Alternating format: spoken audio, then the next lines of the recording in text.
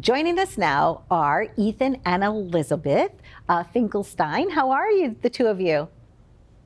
Hi, Donna. So great to be here. So good to meet you, Donna. How are you? Glad to be here with the two of you as well. I love HGTV.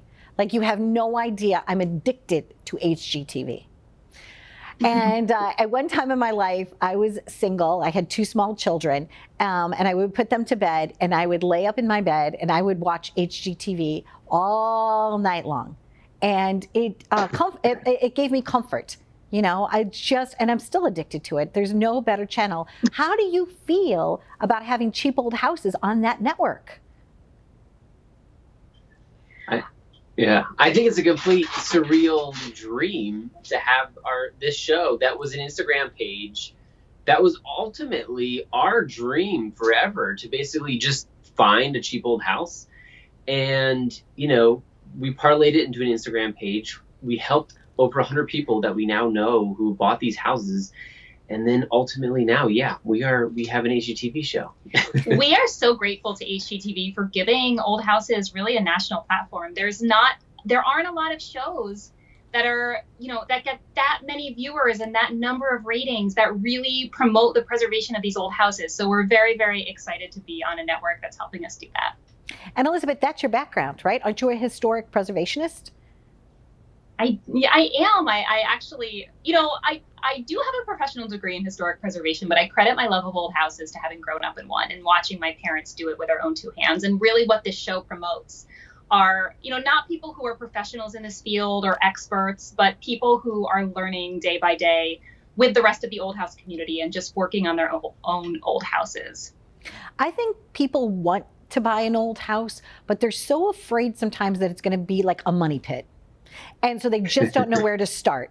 And I think your show helps them almost embrace the journey.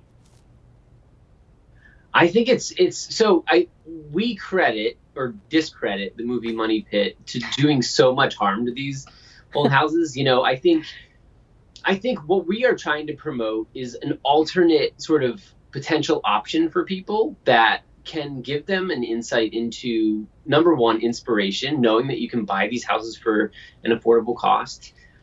Two, potentially being able to not have a mortgage or have a limited mortgage, and being able to restore these houses over time. I think if you're locked into $1 million mortgage or a $500,000 mortgage, you're spending over the course of that mortgage $200,000 plus on top of the mortgage. So people say it's a money pit to buy an old house, but look at it the traditional way, you're also potentially in a money pit. So. Oh, that's okay. Is that Banjo? Hi, Banjo. I think Banjo likes me. I think Banjo wants his own show too. It's such a joy, even in old houses, the Knoll post, So if, you walk in and you see a staircase and it has that post, it's such, the structure sometimes is so beautiful, and it just needs a little TLC to make it, polished and just to love it. I think if you love an old house and you love the bones and you understand the history and you have a respect for it, that people are just going to go crazy over your show. I think you're absolutely sorry. Our dog is leaving. Oh my God! We rescue dogs. We rescue old houses. Here we are. Exactly.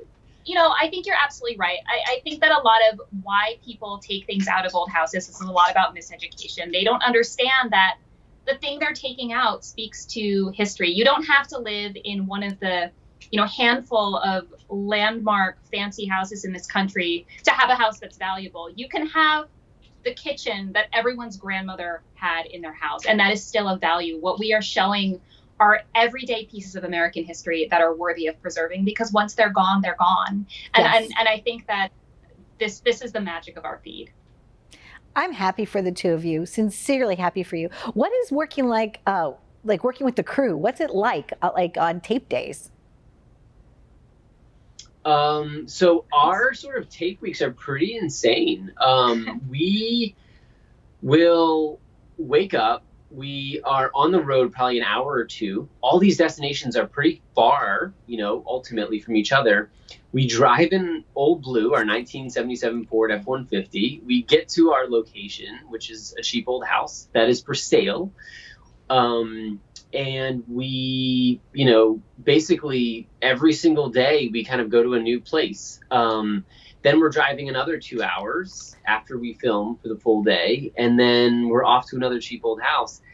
And then ultimately to meet one of the people who have, purchased one of these cheap old houses and has done an amazing job making it over. So. And I'm going to talk about the fact that we shot over the winter and it was freezing.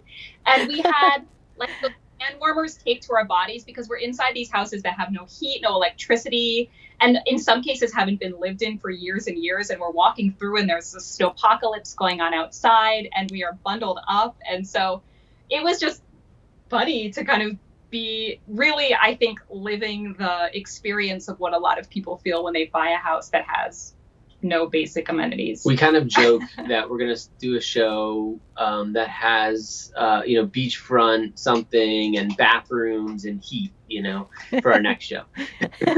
I love that. Oh, I'm definitely a trash to treasure girl. Like I made a miniature golf course during COVID in my own backyard. And I was like driving down the street and all of a sudden I saw this like dining room table made out of wood upside down, like just at the curb. And I drove up and I said, do I think it'll fit in the back of my friend's Jeep? And I'm like, yeah. And so what I did is I turned it upside down and it became the pirate ship. So I love people that have creative solutions. And, like you said, here they are. It can make something so affordable. It can make a dream affordable for someone if they just know that it just needs a little love. And how to go about it. So congratulations to the both of you. Continued success on your journey, and to your dog Banjo. And there's no network better than HGTV. Like I said, I sincerely am a huge fan, and I look forward to it. When I go home after working really hard, or it just brings me joy. So I can't wait to watch your show. And I know that we're going to give a shout out because you've got an episode coming up right in a couple of days. We do. On Monday, August 23rd, we have back-to-back episodes airing on HGTV and Discovery Plus at 9 and 9:30 p.m. Eastern Time. And you won't want to miss it because we are doing Midwest Monsters. These are houses over 6,000 square feet that are like $42,000. And we meet somebody who has restored one of them, and it is an epic transformation. It's one of our favorite episodes, for sure. Well, we'll definitely save one for me. And I have a lot of friends, too, that work for Discovery. Every year we used to go down to NATB, television conference down in Miami in January. And we haven't been able to go for a couple of years because of COVID and everything. We've been doing things virtually. But I celebrate the fact that you were able to tape something, that we have new content to watch. So congratulations to you, to the people at Discovery Plus, to the people at HGTV, and to you as a couple. I'm happy for you. So something to celebrate, and I can't wait. I'll be grabbing my popcorn and I'll be watching. Thank you. It is a big celebration of old houses and a celebration of the people who, we are bringing this to the mainstream television, but there have been generations of people that have been respecting these houses and have kept them long enough here for us to explore and share them with you. So we are grateful for everybody who's put love into an old house over the years. I love that. And they really did make houses really strong then. So good for you guys. Good bones. All right. Happy journeys. Bye, guys. Thanks, Bye, Donna. Donna. Bye-bye. Bye.